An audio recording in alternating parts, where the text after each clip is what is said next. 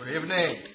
I will talk about how precious my life was to me during my P1 speech. And it was very nice story if you remember. Yes. And today I want to talk about how precious my son is to me. Of course, every child is very precious to their parents. And parents always have a lot of stories to talk about their own children. So today my speech is one of those stories. I had moved to Singapore about 4 years ago, married to my husband, and gave birth to my son about 2 years ago.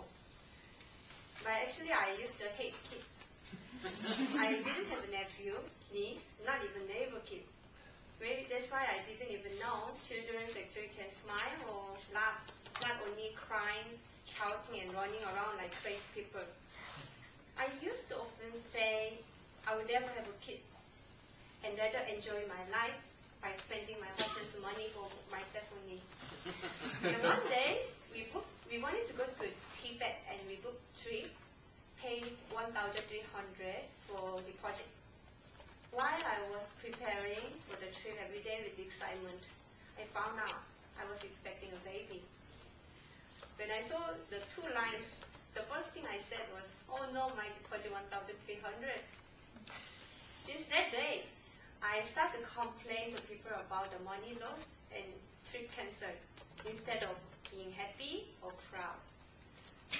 After 3 months, one day I got a call from Gynae, and it was our solemnization day with the whole family and relatives from Korea and Indonesia. And nurse asked me to come down and see a doctor immediately because my baby's 3-month scan has a high risk.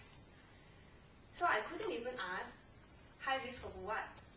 As my hand was already shaking and no strength to hold the phone anymore.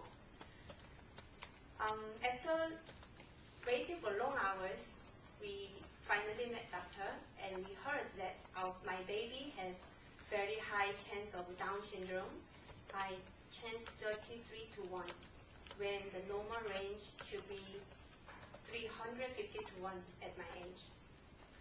And doctor asked us to go for another check which can confirm the research, but still can cause very high risk of miscarriage. We came out from the room and sat down outside first. We didn't talk to each other so long, sitting like that. And that was the first time I saw my husband's tears dropping on the back of his hand. And on the way back in the taxi, I still clearly remember what my husband told me. He said, honey, our solemnization day will never be forgettable in my own life. And he smiled at me. I don't know how I managed and controlled to hold back my tears all the way home. But it didn't last long. When he arrived home, the house was full of families after solemnization day. So both of us went inside the bathroom and we cried together inside the bathroom until we felt very tired. And we came out as though we promised. We didn't talk about it anymore.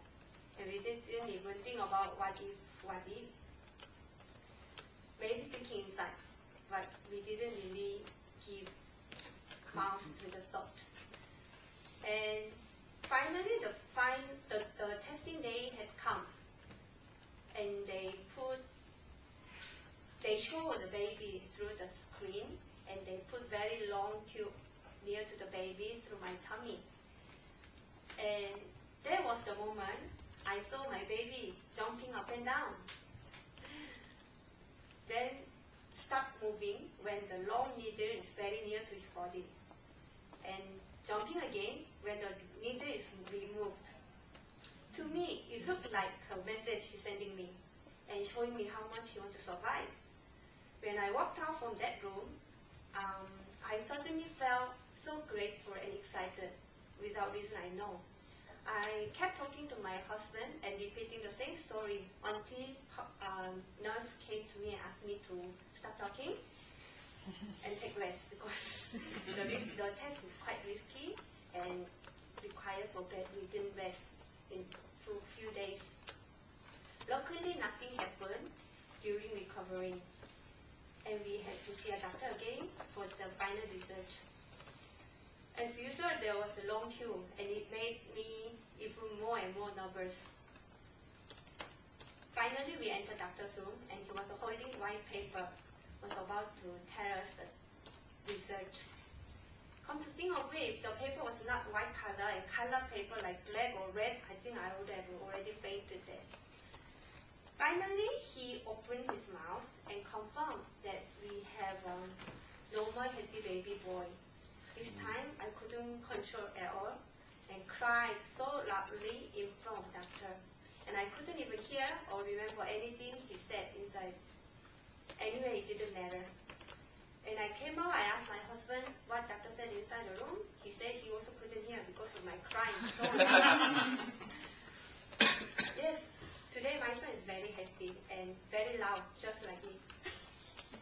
And all the irritating teeth now all look so lovely to me. And I thanks to my son who taught me these basics of the happiness. Thank you.